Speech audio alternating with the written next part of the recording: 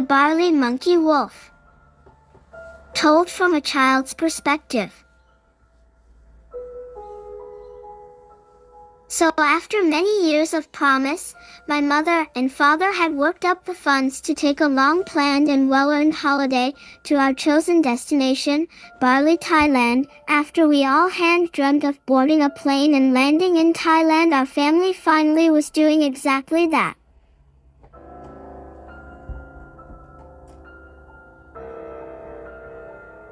So came the day my father, my mother, my little sister, my older brother and I excitably landed in the foreign lands of Bali, Thailand. Getting off the plane, I instantly noticed the change in weather. Here the atmosphere was more humid, sticky, sweaty, hotter, but no in sun heat.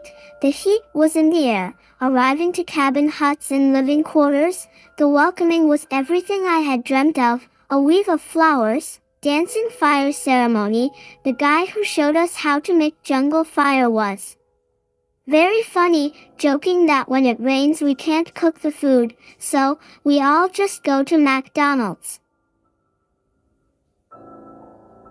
On the first day, we settled into the cabin, and later in the afternoon we all joined the campfire and listened to the locals tell stories of monsters, spirits, and dangers hiding in the jungles that surround us.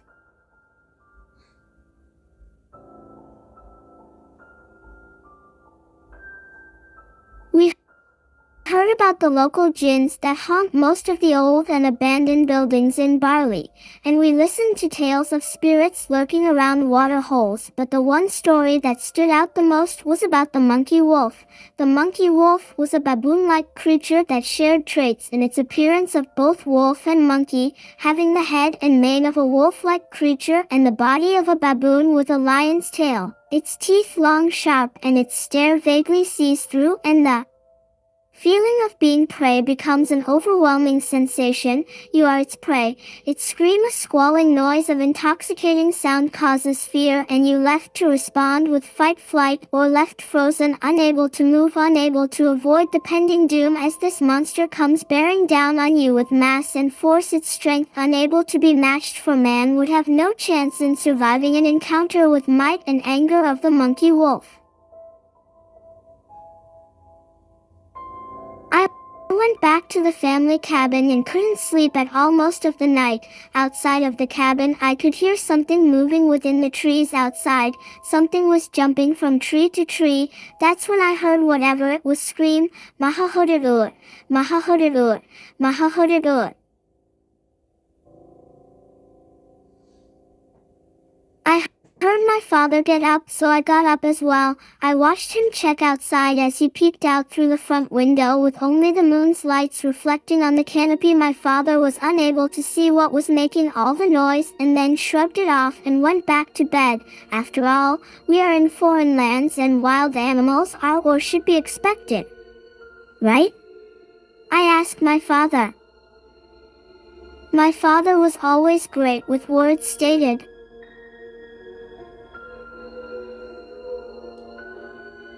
After all, I have only ever seen one koala in the wild and had only ever seen one wild beast in captivity, so hearing strange animals shouldn't frighten you, it should excite you. This is a new experience, and new things can be scary, and I'm sure that whatever is out there is local and native. We are just hearing it for the first time, so it's new and scary to us. And I'm sure we're fine, as I don't think they would put us out here if there was any risk of wild animal attacks. However, his words didn't stop the freaky animal noises and the obvious sounds of more than one large animal gathering around us. We then went around the cabin and turned off any and everything and stayed as quiet as we could, and eventually fell to sleep until sunrise, when all that could be heard was the calm forest of whistling birds and winds blowing through the canopy. This is the first night of 7, I think to myself, before I could even open my eyes. Then a racing thought of these creatures outside last night could have been the monkey wolf that the tour guide spoke of the same night. I felt a sense of great dread that had begun to fester within my guts, this being only the second day of our family holidays.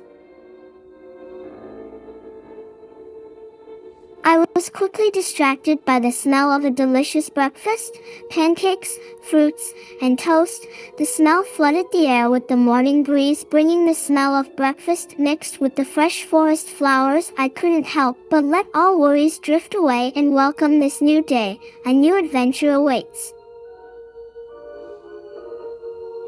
After breakfast, I was excited to learn that we were going to tour the dunes by riding on the four-wheeler motorbikes today, and any thought of monkey wolves escaped me for the day. That was until I was swiftly reminded after dinner. During the sunset we were all enjoying, a wild scream came from within the jungle. It sounded painful, like it was being hurt. However, this was not the scream of a human. The following scream was weaker, and then we could hear a separate entity making deep thud sounds with its thought. Good. Good. Good.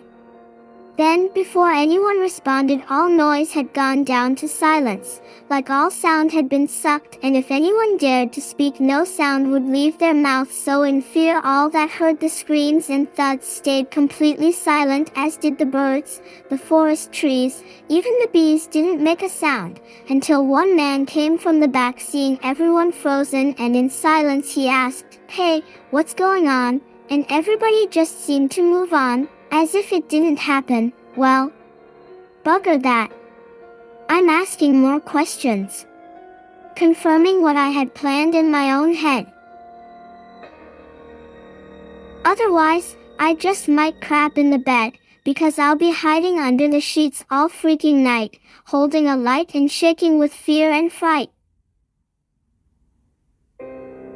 But every adult I asked brushed me off or pushed me aside. Even my father tried to calm my nerves, but he admitted to having no further explanation. The idea of the monkey wolf was resurrected.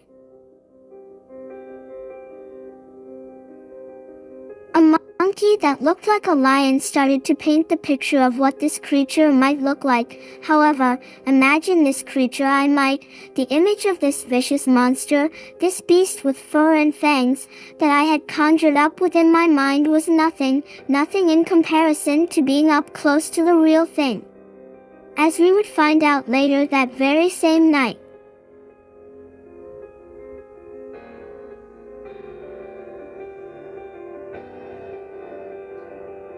On the second night of staying at the wooden cabin, we were all having a hard time sleeping, not only due to the humidity being intense, but also due to the increasing noises of the jungle moving, animals of the night coming out swinging, running, jumping, singing. The sounds echo through the jungle forest. Among the sounds and songs of smaller night critters, there was the sound of larger beastie animals chirping, clucking, hooting, thudding tones.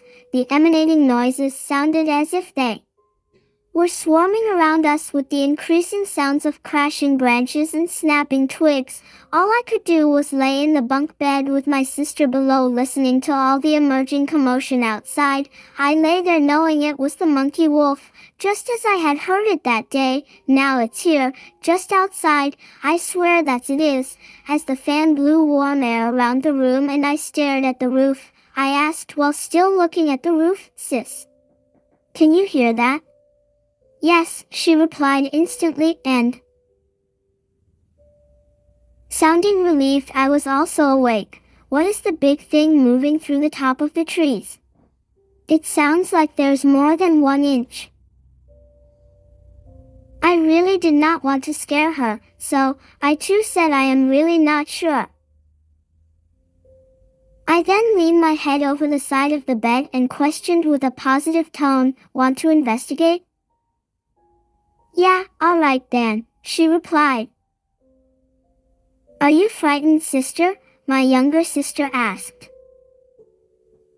"Yes," I replied with a smile. "Isn't it existing?"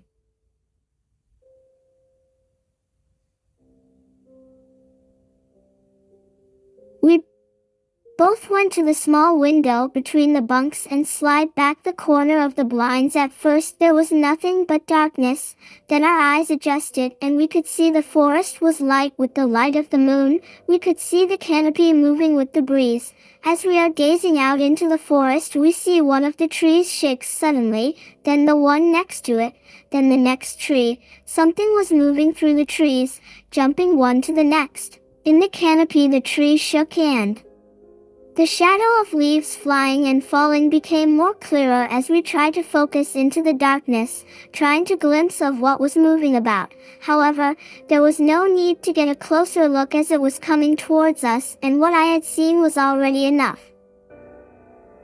Thud, ting, ting, ting. Thud, ting, ting, ting.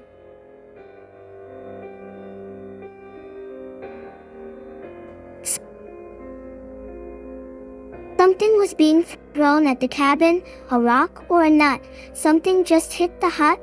Boom, thud. This sound was the sound of my father getting up from his bed. Boom, thud, boom, thud, boom. Hearing him come down the hall with his heavy footsteps was a relief. My father, without hesitation, goes straight outside to investigate. We sneak up behind to join him, looking out the doorway and watch him step outside. My sister and I stand behind my father as he stepped forward out of the doorway and onto the small deck that surrounds the cabin. He stood there staring into the dark shadows of the forest jungle. As he stood there scanning the forest with his eyes, trying to any sight of the beasts that were chirping, shirking, clacking, and the smacking of the branch to tree. Suddenly all the commotion in the forest went silent. The silence was frightening. It seemed everything in the jungle forest went quiet.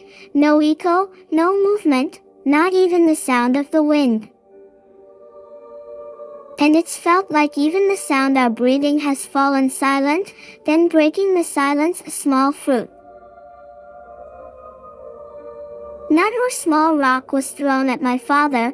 The object flew past my father's head, missing him by an inch, and hit the cabin with a thud. The sound gave my father a fright and he let out a squall of surprises.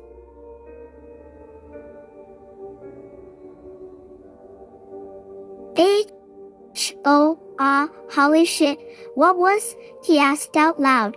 As he said this, the jungle lit up with sounds and noises.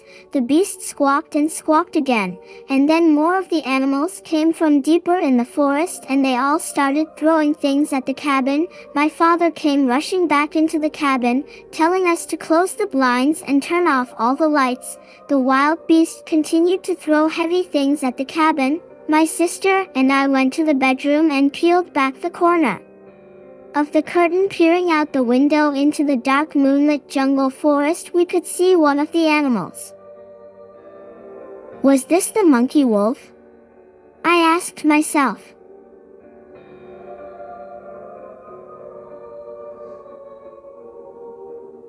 That's when I see it. One of the animals jumped forward into the light of the moon. I watched this thing lunged forward onto a long branch. Now in full view, my brain was trying to figure out what I was looking at.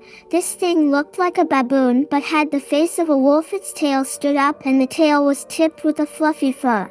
Although it was dark, I could see it was covered in a light brown fur. It gripped the branch with both hands and feet, balancing on this elongated branch.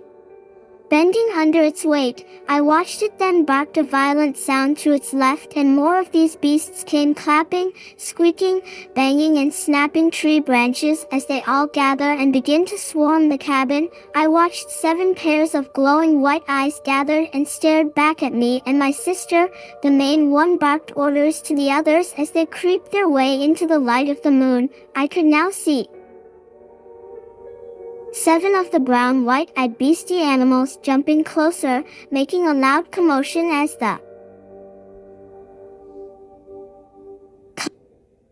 climb onto the roof, onto the deck. Bang, thud, bang. They were trying to get in. Then ting, ting, ting. 3 taps on the front window. Ting, ting, ting. It sounded like something tapping the window with a fingernail. Ting, ting, ting. My father gathered us in the back of the cabin, way back from the window. We all stood there in silence, huddled together. The beast begins to hoot and thud all the walls, the roof, this bass tone hoot, grudge, grudge, then a moment of complete silence. For a second we thought they might be moving off. Just as we begin to relax, suddenly with a shocking smash and boom, a massive ball of fluffy fur came crashing through the main front window.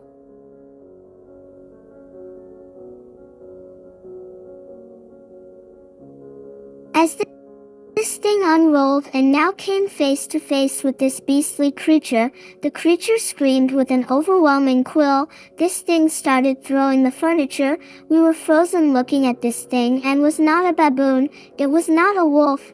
This beast had a thick, wide mane of hair, sharply 555 pointed ears. The angry face resembled a possessed wolf. Its long, thin tail looked like a lion's tail, its teeth sharp and salivating. Looking anything to eat, it searched everything it could. We then see two others peep in from the window frame, the elongated fingers gripping the broken window frame as the white glowing eyes peer into the cabin. My father jumps forward and closes the only door separating us. The beast begins to bang on the door.